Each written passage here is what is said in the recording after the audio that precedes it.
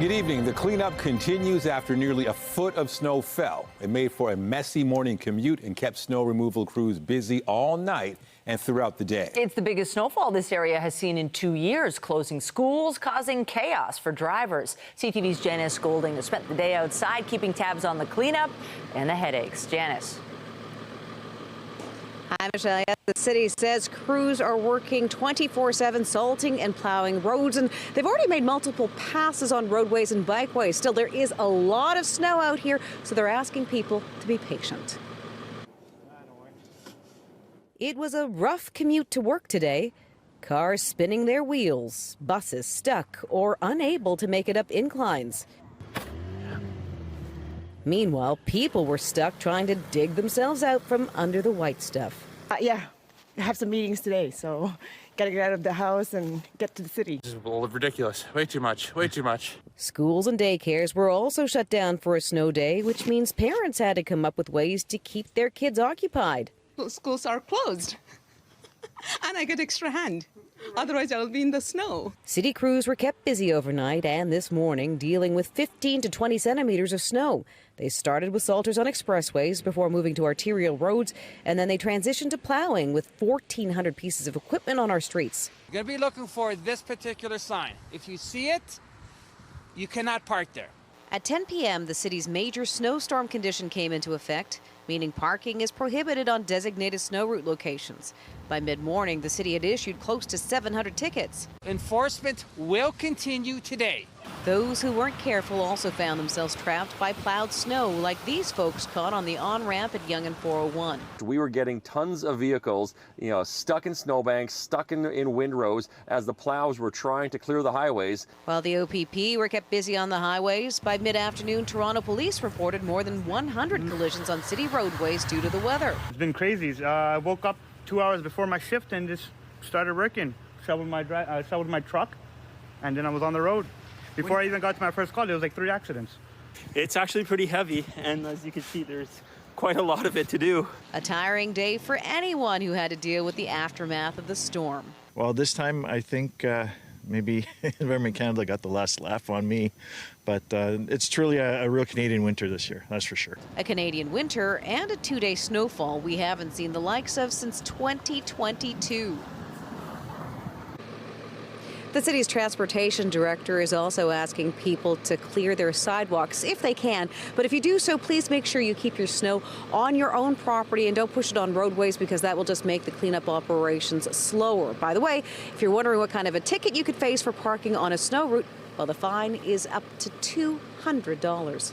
Reporting live from Janice Golding. Now back to Michelle. Thank you, Janice. And it was a snow day for students across the area with schools closed. Many others decided to work at home to avoid the storm.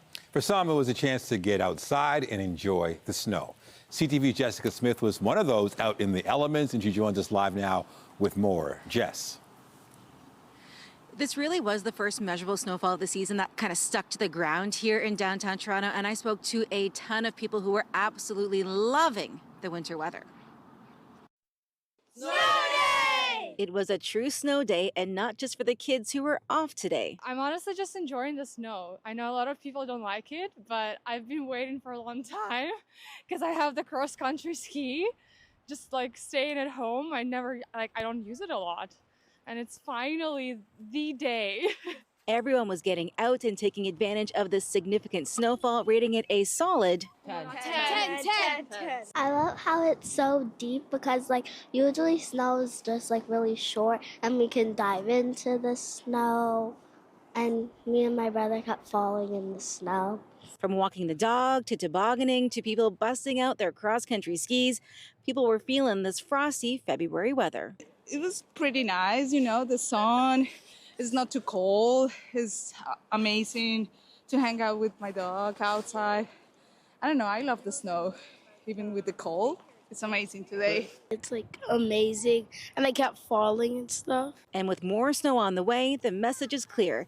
Embrace it and enjoy. Stop playing at home, come outside and enjoy the snow. Yeah. And there will be no shortage of options for winter weather activity, with even more snow on the way heading into the Family Day weekend. Reporting live, I'm Jessica Smith. I'll send it back to the studio. Thank you, Jess. The massive snowfall didn't spare Pearson Airport, where the storm was followed by flight cancellations and delays. For those who were still scheduled to fly, getting to the airport wasn't the only challenge. There have been long lines in Terminals 1 and 3 throughout the day, with some passengers reporting wait times of more than an hour to get through security.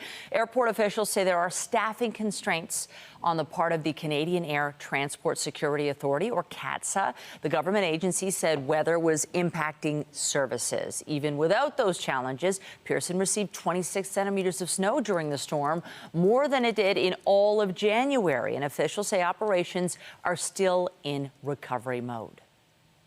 Our snowplows are still out because 1, 2, 3 passes through the whole airfield isn't enough. We need to continue to make sure everywhere is clear. Maybe some areas that we couldn't prioritize last night because of the heavy snowfall, we're out there now cleaning them as well. But it's an incredibly powerful amount of snow clearing equipment, and we'll keep working to get that clear. Also keeping in mind that we're already preparing for more winter weather that's heading toward us this weekend. We'll talk about that in a moment. Now, air carriers are advising passengers to check the status of their flights before you head out to the airport. And still with the weather, Canada Post takes a snow day on mail delivery and collection across most of the province today, saying it was unsafe for their employees to be out in the elements.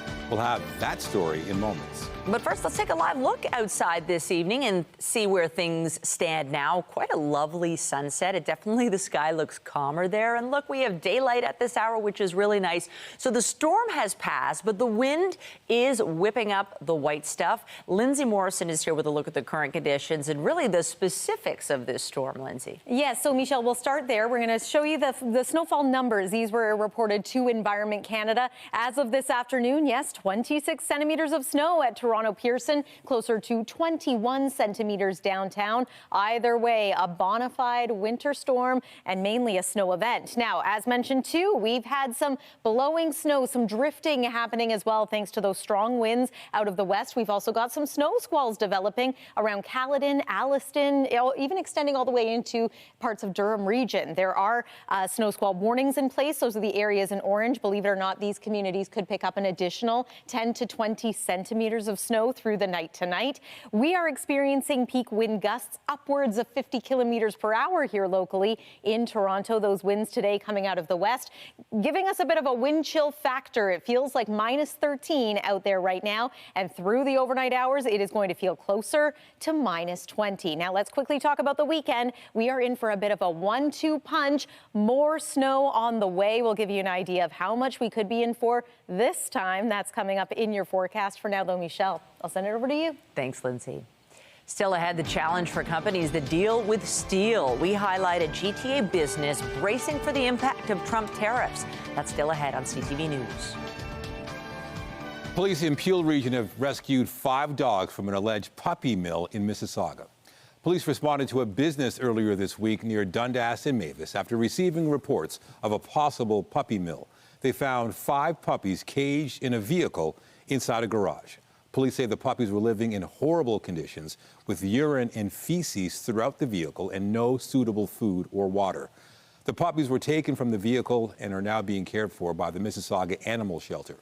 49-year-old Ursin Mercilasoy has been arrested and charged with causing unnecessary suffering to animals. He will appear in court at a later date. Well, despite the weather, some of the provincial party leaders were out on the campaign trail today. But PC leader Doug Ford was not making his way back from Washington and facing questions about whether his trip to take on proposed tariffs was used for partisan political gain. CTV's Queen's Park Bureau Chief Siobhan Morris is live with more. Siobhan. Well, this is serious enough that the leader of the NDP has written to the Integrity Commissioner looking for an investigation, and she thinks voters deserve answers before heading to the polls. Doug Ford's mid-election trip to Washington, D.C., representing Ontario in the tariff fight, we had a very constructive conversation, is creating controversy on the campaign trail. Let's be unapologetic. It's over this highlight reel posted to social media and what comes at the end. That's the Progressive Conservative logo and their election slogan, Protect Ontario. Doug Ford plays fast and loose with the rules. The Integrity Commissioner's office cleared Ford's trip as long as it wasn't used for partisan gain. They won't say if they believe ethics rules were broken, but after a few hours, the video was replaced with a version without the party stamp. If that isn't a sure sign of guilt, I don't know what is, you know? A Ford campaign spokesperson says footage of the premier being the premier is routinely used in political social content, but the video was reposted without branding out of an abundance of caution. The NDP wants Elections Ontario and the ethics watchdog to investigate. It has never been more clear that Doug Ford will do anything and everything it takes to hold on to power for power's sake. Marit Stiles in Sudbury stressing a commitment to the north. We need a government that actually takes the safety of northern highways seriously. Further south, Bonnie Crombie was outside Barrie, spotlighting the more than 200 communities without any family doctors. My wife and I we go to the Midland Hospital in the emergency section. Crombie thinks this election offers a choice. So you can have a family doctor or a fantasy tunnel. You can end hallway health care, or you could have a mega spa. The Green leader speaking out against a signature PC promise from the last election. Highway 413 is an environmental and financial disaster. Mike Schreiner says allowing a highway to cut through valuable green belt and farming land is a mistake. Threatening our $50 billion food and farming economy and our food security at a time when we're facing tariff threats. All four major party leaders are headed to North Bay for a debate on northern issues tomorrow. Reporting live from Queen's Park, I'm Siobhan Morris. Nathan and Michelle, back to you. Thank you, Siobhan. Donald Trump has been promising to introduce reciprocal tariffs, and today the U.S. president followed through on that pledge. Trump directed his economic team to start calculating levies to match those that other countries charge the United States. CTV's Jeremy Sharon reports. While Canada appears likely to avoid the brunt of the tariffs announced today, we certainly didn't go unnoticed. The existing free trade agreement we have with the U.S. and the fact Canada doesn't appear to really tariff U.S. imports means today's executive order isn't likely to have a great impact on us. There is, though, a question around non-tariff trade barriers, which the president mentioned today, and whether measures Canada takes to protect sectors like the dairy or softwood lumber industries could be a target. But that isn't yet clear. What is clear, the president still sees Canada as a target for the 51st state. So I think Canada is going to be a very serious contender to be our 51st state. Mr. President, how are the negotiations going with Canada? There was obviously a delay in implementing those tariffs. I spoke to Governor Trudeau on numerous occasions, and we'll see what happens. But it just sets up so good for them. Look, the people would pay much less tax than they're paying right now. They'd have perfect military protection. The president pointed again to Canada not reaching NATO's 2% of GDP target on defense spending as a reason for our country to become the 51st state. That's despite repeated responses from Canadian officials, including premiers in Washington this week, saying that won't happen, and he didn't answer the question about how talks are going with Canada, with across-the-board 25% tariffs set to come into effect March 4th. Jeremy Sherrill, CTV News, Ottawa. Meanwhile, for Canadian businesses, the uncertainty continues, especially for those who rely on or deal with steel. CTV's Sean Leathong visited a North York company that sells only in Canada, but anticipates that tariffs could still have a negative effect on their business. This steel will be shipped within Canada from a business operating almost entirely within our borders, but there's still concern that tariffs will affect them.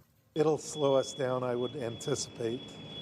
Shale Tobe is one of the owners at North York Iron, taking us through 2 warehouses with racks upon racks of steel. We sell to manufacturers, we sell to the auto industry, we sell to construction.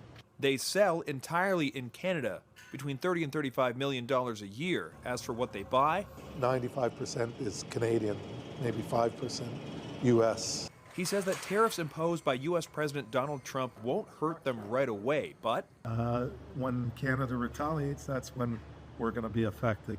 Tobe says there are few products he buys that are only made in the United States. This material comes out of Georgia. During the last trade war in 2018, those products got a waiver from the government, but the industry is so uncertain right now, and he says this time feels different. If I was American, I probably would have voted for Trump. I like a lot of the stuff he is doing, but Canada's always been a good neighbor to the U.S., so I don't understand why he is coming after us the way he is. He says despite North York Iron's focus on Canada, doing business cross-border has become almost unavoidable. Even the Canadian mills, they're all pretty much owned by American mills. And if there is a tariff placed on products from the U.S., there may be no choice. I think we'll still have to bring those products in and pay. We'll just have to pass it on to the customer. And hope this ends soon. Sean Leathong, CTV News. President Trump says Ukraine would be involved in peace talks with Russia amid fears by Kyiv and its European allies they would be left out. The U.S. president said today Ukraine would have a seat at the table for any negotiations. Trump says American and Russian officials will meet in Munich as early as tomorrow and that Ukraine is also invited. But an advisor to Ukrainian President Volodymyr Zelensky says his country does not expect to hold talks with the Russian side on Friday. He insists the U.S., Europe and Ukraine need a common position before talks with Moscow. Trump's unilateral overture to Russia yesterday raised concerns among the Ukrainians and their allies. In the Middle East, Hamas now says it will release 3 hostages this weekend as planned. The men are scheduled to be freed Saturday. It should resolve a major dispute over the ceasefire in the Gaza Strip. Hamas had threatened to delay the release, accusing Israel of violating the truce. The Israelis then threatened to renew their offensive if the captives were not freed. In Washington, 2 key members of Donald Trump's cabinet have been confirmed. Robert F. Kennedy Jr. was sworn in as health secretary today. He was confirmed earlier by the Senate in a 52-48 vote. Kennedy has pledged to tackle chronic disease and will oversee multiple agencies, including the FDA and Centers for Disease Control and Prevention. Meanwhile, Brooke Rollins has been confirmed as agriculture secretary in a 72-28 vote. The America First Policy Institute president will lead the department as tariffs could hit agricultural exports and mass deportation plans may lead to farm labor shortages. A kayaker in Chile escaped unharmed after a terrifying encounter with a whale. The man was out on the water Saturday when a humpback whale surfaced, briefly grabbing him and his craft in its jaws before letting go. The kayaker thinks the big mammal may have just been curious or perhaps attempting to communicate. His father caught the drama on video, all the while yelling to his son to remain calm. The man says he was scared that something might happen to his dad and they wouldn't reach the shore in time. But they both returned to land safely. 2 months ago today, Service Canada declared that a woman in New Brunswick had passed away. Except she didn't. The woman didn't know there was a problem until she stopped receiving government checks. CTV's Sarah Plowman has the story. It took a month and a half for Kathy Adams to clue in she'd been deemed dead. I mean, you have to laugh. She felt fine, but her old age security and Canada Pension Plan payments stopped. She called Service Canada. She said, I'm sorry, it's bad news, but on December 13th, it was noted that you were deceased. And then she was very sweet. She said, my condolences. And both of us laughed. That person couldn't fix it, but flagged the issue as urgent. Adams made nearly 24 calls. She reached her member of parliament, called Service Canada back for more information, and went to the local office to prove she is alive. That's where she learned what happened. A niece had called in and reported a death. She said, well, that's obviously been put on the wrong account. While CTV News interviewed Adams, a high-level Service Canada employee called. And I do want to, express my, apologies for sure in terms of the error, and I know that it definitely, has been inconvenient for you. They confirmed no personal information was compromised. Adams saw similar stories online and thinks there should be a faster and easier way to correct the record. They need to either be really careful about what they're entering on files or have some protocols that it can be corrected very, very quickly. Tonight, Adam's social insurance number is reactivated. She's once again receiving her CPP and old age security payments, but still has to call a call center to get her Service Canada account unlocked. Employment and Social Development Canada says what happened is exceptionally rare. Sarah Plowman, CTV News, Fredericton.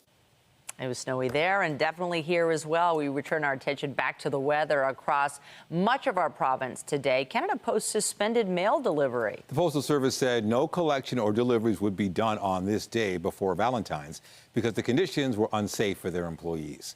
CTV's Beth McDonnell is live tonight. And Beth, you've been speaking to people about whether they felt an impact. That's right, Nathan. All this snow makes it difficult for postal workers to deliver the mail safely. As a result, service was suspended the day before Valentine's Day. With heaps of snow blanketing streets, health and safety was made the priority at Canada Post. Postal workers have challenges with slips and falls during the winter time, and days like this, even the delivery trucks couldn't get the mail to the stations. For much of Ontario, including the GTA, Canada Post issued a red delivery service alert, meaning regular mail wasn't collected or delivered. It's not done very often. We may see it once a year in Toronto, if so, but it's only in extreme conditions. We all saw commuting ourselves to work today. It was not passable. Trucks driving a tractor trailer on the QEW, on the Gardner, it's very hard on the 401. Canada Post is encouraging customers to clear snow and ice from their walkways, stairs, and driveways.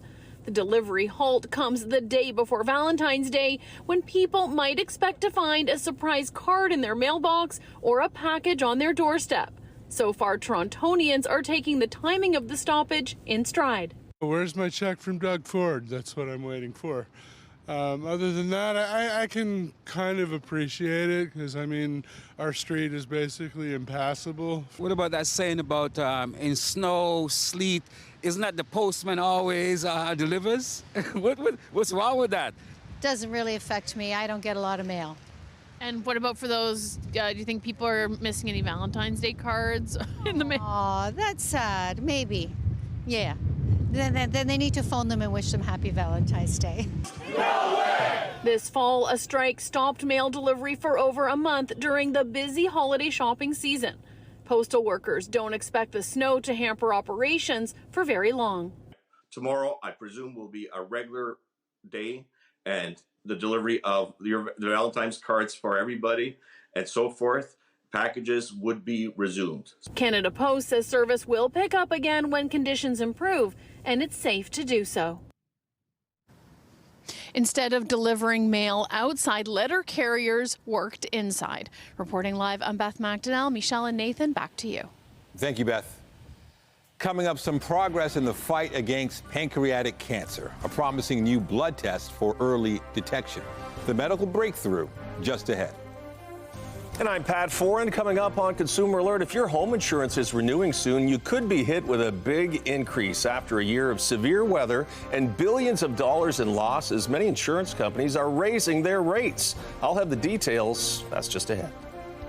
Well, the snow that fell last night and this morning, very heavy. A reminder to shovel safely, especially with more snow in the forecast. We do get a little bit of a break tomorrow, just in time for Valentine's Day, and conditions will be dry for any dinner dates. But look what's coming. There's Saturday, and here's Sunday. Potentially another 15 to 30 centimeters of snow. We'll talk all about it coming up. Now, at noon, we asked you to show us how you were spending your snow day. Here's a look at some viewers enjoying it. Oh, yes, wonderful photos. Thank you for sending these our way. Happy snow day to all the kids watching from home.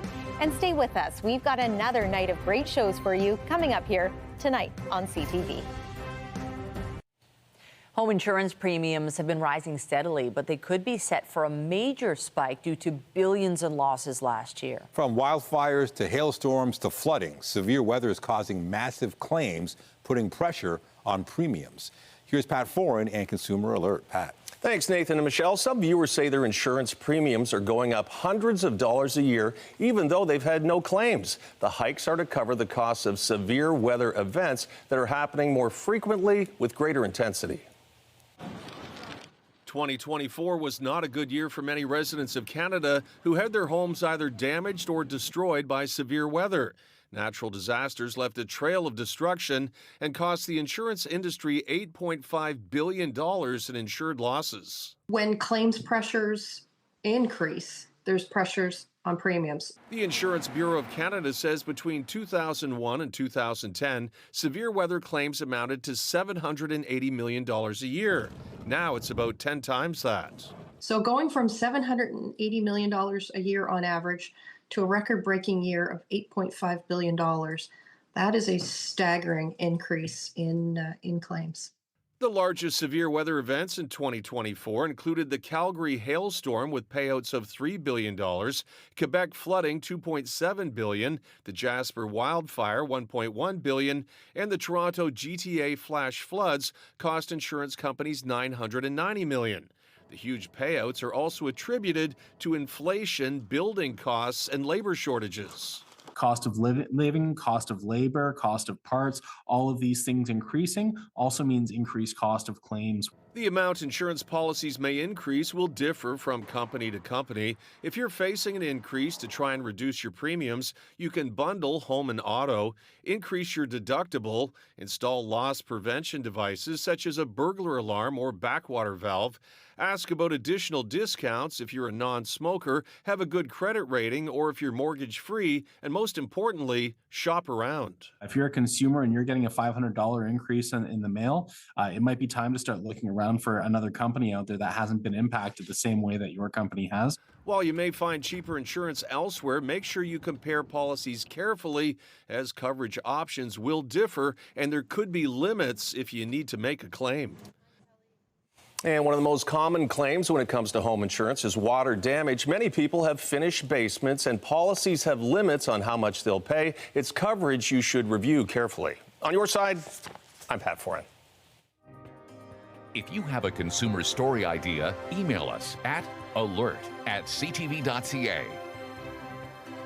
Well, we had quite the wallop last night into early this morning. We got through it. At least we can say on the major routes, the plows did work. Still some side streets that do need some plowing, but overall, we're okay right now. I know. For those who did have to go out today, because a lot of people stayed home, kids and folks working from home, the roads ended up, by late morning, afternoon, not being too bad. But there's still a lot of snow out there. And as we saw earlier, the kids just having a blast. A lot of the kids at the TDSB are on an epic stretch because tomorrow's a PA day. Yes. And then Monday's family day. And, well, we do have some weather that's going to once again maybe interfere with a few plans in between all of those days. I also want to give a shout out to all the plow operators who were working well overnight last night and into this morning. We had a lot of notice for this storm, and it ended up being one of those classic old-fashioned Canadian snow days. And you know what I remember doing in my childhood when it snowed like this? I went tobogganing, and so did a lot of people today at Riverdale Park. Look at that, it was packed. And I don't think it was just the kids. I think adults were getting in on some of the fun as well. Our CTV News chopper captured this footage today. Yeah, lots of snow on the ground and more to come as we make our way into this weekend. And depending on where you're joining us from, more to come tonight. This is mainly in the traditional snow belt areas. You can see areas in orange under a snow squall warning. Elsewhere, do want to mention that there are blowing snow advisories in place because of the gusty winds today. That's where the winds pick up the snow that's already on the ground and reduce visibility in some areas. We do have a snow squall that's making its way into the eastern sections of the GTA and crossing Highway 400 as well. There's the storm that impacted us yesterday, overnight, and this morning. It has made its way into Atlantic Canada. We say goodbye to that one. We say hello to another that is waiting in the wings. It's just starting to develop now as we speak. And it will be a story for our Saturday and for our Sunday. Overnight tonight, just want to show you scattered lake effect snow a possibility or snow squalls again in those areas under the warning. As we make our way into Friday, it's a dry day, but then we're in for a 1-2 punch this weekend. We get one shot of snow on Saturday, then things are going to taper off a little bit, and then we get another round into the day on Sunday. Doesn't this look awfully similar to what we were looking at last night? Once again, Niagara at risk of seeing some freezing rain or some rain, and much like the storm we had yesterday, the track of this low is really going to help determine just how much snow we end up getting in the end. But but early estimates, and this is early, so make sure you keep coming back for updates on the forecast. Early estimates show anywhere from 15 to 30 centimeters of snow is going to be a possibility once again. I know it's been a very active week. -5 degrees is where we're at right now. It feels like -13 once you take those winds into consideration. They're starting to ease a little bit, gusting to around 40 kilometers per hour and coming out of the west. Overnight tonight, we're going to drop to a low near -10 degrees, but feeling like -20. So a chilly start to the day tomorrow. We do see the temperature rebound quite nicely, -5 for the high, wind chill -11, and a mix of sun and cloud in the forecast for your Friday, which of course is also Valentine's Day. Looks like conditions will remain dry throughout, just a chance of flurries. And then as we head overnight into Saturday, that's when these periods of snow are going to start to begin. You can count on there being snow during the day on Sunday. I know many people have travel plans for the family day long weekend. Just be mindful of both those days.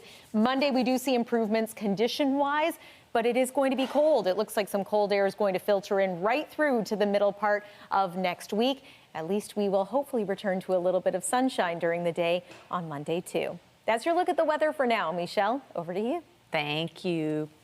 Also tonight, Paddle Royale. The head of cardiology at St. Mike's Hospital challenges Ben Stiller to a game of pickleball. The fundraiser with a twist coming up.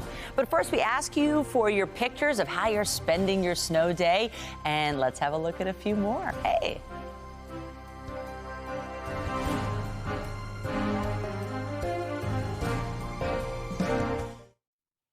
A Toronto cardiologist has issued a friendly challenge to actor Ben Stiller to draw attention to cardiovascular disease. As our health reporter Pauline Chan tells us, it's inspired by Stiller's upcoming movie about pickleball.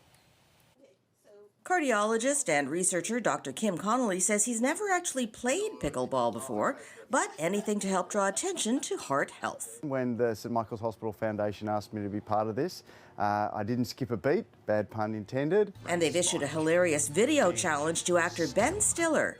Ben Stiller. Sweatband. And so, Ben, I challenge you to a pickleball match March 29, 2025. Stiller's upcoming film, The Dink, is about pickleball and was shot in Canada. But there's a serious side to Paddle Royale, too. It's all about fundraising, developing dollars to support research for cardiovascular science and cardiovascular medicine, which will then flow back to investigators and folks here at St. Michael's Hospital in Toronto. Connolly's particular area of work is developing new drugs to treat the blood vessels. So scarring, or we call it fibrosis, affects the heart, and what it does is it causes the heart to stiffen up and can lead to heart failure. But it can also affect other organs like the kidneys and lead to kidney failure. Cardiovascular disease is a worldwide problem. It's actually the #2 cause of death in Canada, but in the world, it's actually the #1 cause of death. So this is a major problem. And in fact, every 5 minutes, one Canadian dies of cardiovascular disease. Of course, exercise, like pickleball, is a way to help prevent heart disease, like eating well, not smoking, and avoiding alcohol. The event will be held on March 29th, and so far, St. Mike's has received positive feedback from Ben Stiller's team. Pauline Chan, CTV News. A research breakthrough is raising hopes for a way to more quickly detect pancreatic cancer. Researchers at Oregon Health and Science University say they're able to use a small blood sample to detect changes in a key indicator of the often deadly disease. When the condition is diagnosed in the pancreas, is often at an advanced stage when treatment options are limited. The study's authors say there's a huge need for early detection tools. The findings were published in Science Translational Medicine this week. There are reports a well-known actor is in talks to join the cast of a new Harry Potter series. Did you ever make anything happen? Anything you couldn't explain? The Harry Potter story started as the novels by J.K. Rowling before expanding into multiple film franchises. HBO has been working on a multi-season series retooling the original stories. School headmaster Albus Dumbledore has been played by actors like Richard Harris, Michael Gambon, and Jude Law. Variety now reports John Lithgow is in final talks to take on that role. HBO said it wouldn't confirm any details until deals are finalized. You are wise to fear these rings.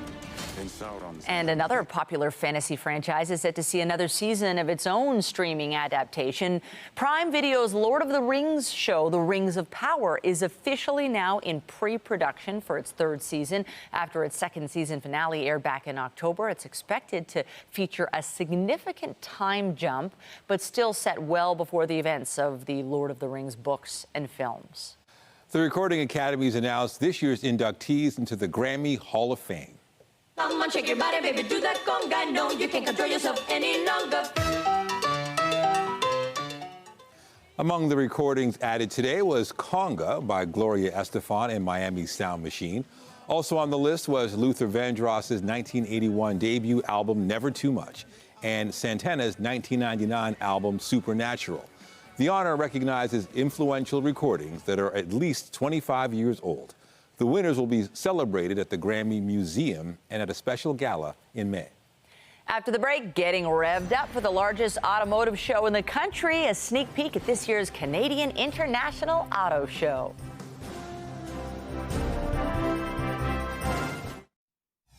Well, this time I think maybe Environment Canada got the last laugh on me, but it's truly a real Canadian winter this year, that's for sure. Updating our top stories, it was a day of digging out for many after a snowfall not seen in the GTA for several years. Nearly a foot of snow fell, causing chaos for drivers and closing schools across the city. Crews continue to work 24/7 to clear side streets. Postal workers have challenges with slips and falls during the winter time, and days like this, even the delivery trucks couldn't get the mail to the stations. Postal service across much of the province was canceled today due to the weather. Canada Post declared a red delivery service alert, meaning regular mail wasn't collected or delivered. The stoppage is, of course, before Valentine's Day. You might have some packages heading to loved ones. Officials say service should resume as the snow is clear. Doug Ford plays fast and loose with the rules. On the provincial election campaign trail, the PC leader was facing questions about how his party publicized this week's trip to Washington, D.C. by Canada's premiers. A social media post featured the party's logo and campaign slogan, but the trip had been okayed by Ontario's Integrity Commissioner on the basis it wasn't being used for partisan gain. NDP leader Marit Stiles is calling for Elections Ontario and the ethics watchdog to investigate. The video has been deleted and replaced with a version that doesn't feature the logo or slogan. Remember to keep up to date day and night at ctvnewstoronto.ca and by downloading the CTV News app. And if you have a news tip, photos, or video of breaking news, let us know. Stocks held on to gains today after U.S. President Donald Trump said he plans fresh import duties, but announced no date for when they would kick in. Andrew Bella, BNN Bloomberg, brings us the latest in business. Hello there. U.S. and Canadian stocks were higher today amid speculation that these reciprocal tariffs announced by U.S. President Donald Trump could actually take months to implement. The president told officials to propose new levies on a country-by-country basis to retaliate for tariffs that face U.S. goods, and also barriers such as subsidies, regulations, and value-added taxes. Rising stocks in Canada today included TMX Group, parent of the Toronto Stock Exchange, and Constellation Software, which has been rolling up smaller software companies for years. Both hit record highs. Bloomberg warns that the so-called Magnificent Seven U.S. tech companies are now more valuable than 4 of the world's major stock markets combined, but deliver just a fraction of the earnings. It says this should ring our alarm bells for even the most exuberant of investors. The combined market cap of the glamorous group within the S&P 500 just surpassed the entire stock markets of Japan, Germany, Britain, and India combined.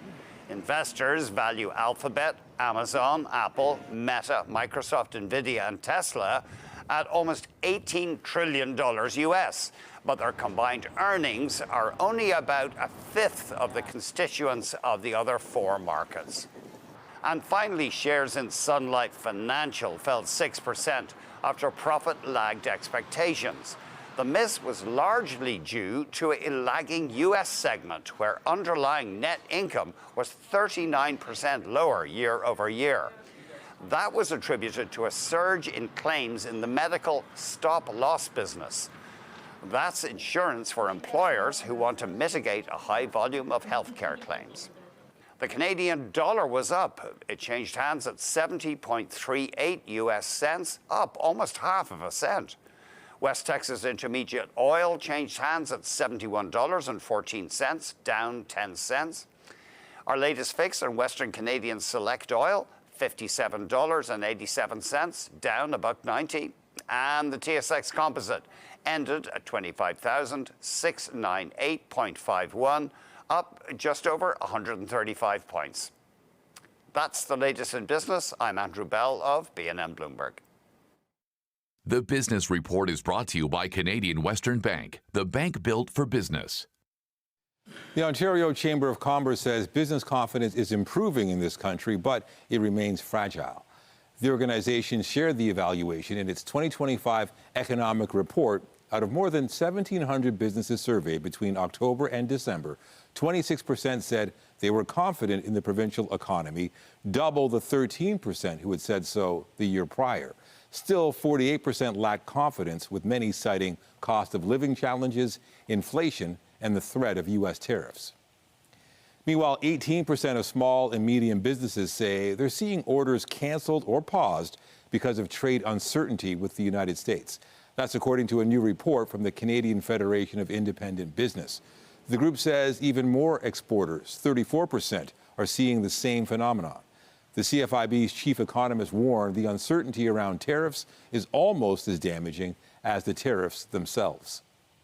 Well, there's no telling how the U.S. tariff threats are going to play out, making for an uncertain road ahead in the automotive sector. But the business of attracting customers is still very much in high gear. The Canadian International Auto Show opens its doors to the public in Toronto tomorrow, and we got a preview today.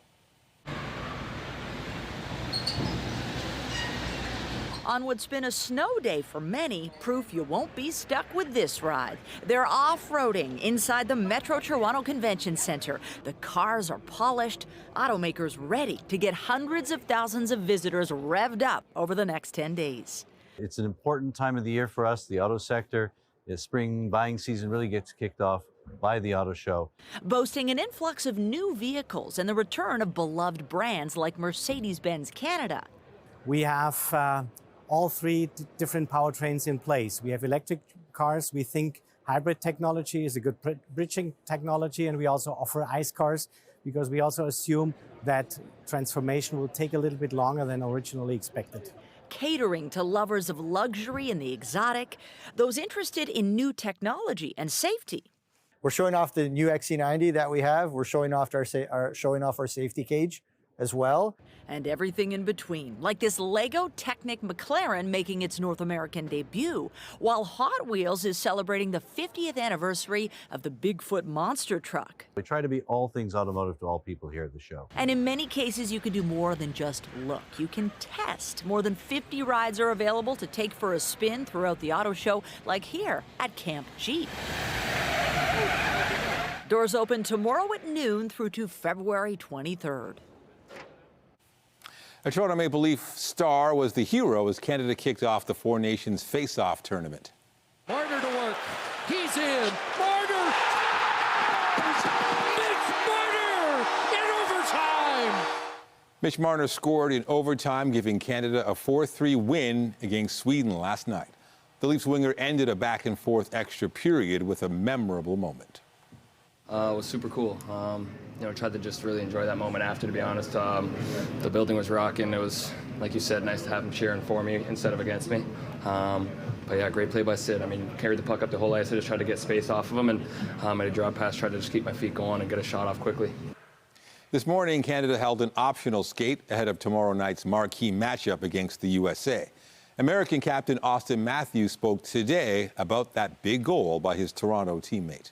Yeah, it was cool. I mean, it's like I said, there's so many great players. I've been fortunate to play with him for 9 years now, and pretty cool to see him get that moment there.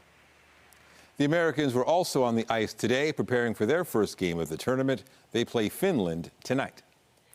Just ahead, we go back in time to the golden age of gaming as Hotel X is transformed into a retro arcade. A trip down video game memory lane coming up.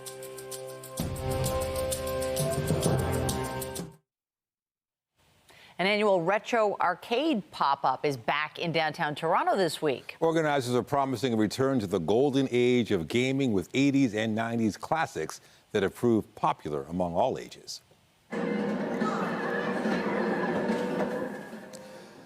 A few young gamers were among those getting a sneak peek at the activities at the space at Hotel X. They included more analog games like skee-ball and pinball, and several classic arcade games like Frogger, Dance Dance Revolution, Mario Kart, and others.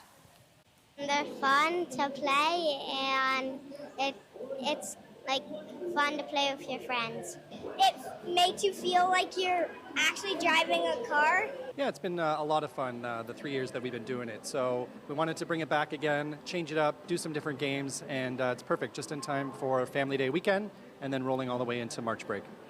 Retro Arcade opens tomorrow, wrapping up with a Mario Kart tournament on March 16th. And just like Mario Kart and the banana, people were slipping today out there in the roads. It's a bit calmer, but what do we need to know? I want to just jump right into this weekend because we're in for another snowstorm. In fact, it could be 2 days of it, Saturday and Sunday. Here's what it looks like on the forecast radar. Sunday looks particularly concerning at this point, so just a heads up on that. Here is your Family Day long weekend forecast. Monday does bring improvements, less in the way of snow, but colder air moving in. And one more look at the 7-day forecast. Here's your reminder that tomorrow is Valentine's Day. Conditions look pleasant for any date nights, but then we get into that snow for Saturday and Sunday. Nathan and Michelle. All right, thanks, Lindsay. That's it for us, but join Omar Sajidina tonight at 11 for CTV National News, followed by Zoraida Allman with your next local newscast at 11:30. In the meantime, our coverage continues anytime on CP24 and at ctvnewstoronto.ca. For Lindsay Morrison and all of us here at CTV News, thanks for watching. Have a great night. No, it looks beautiful.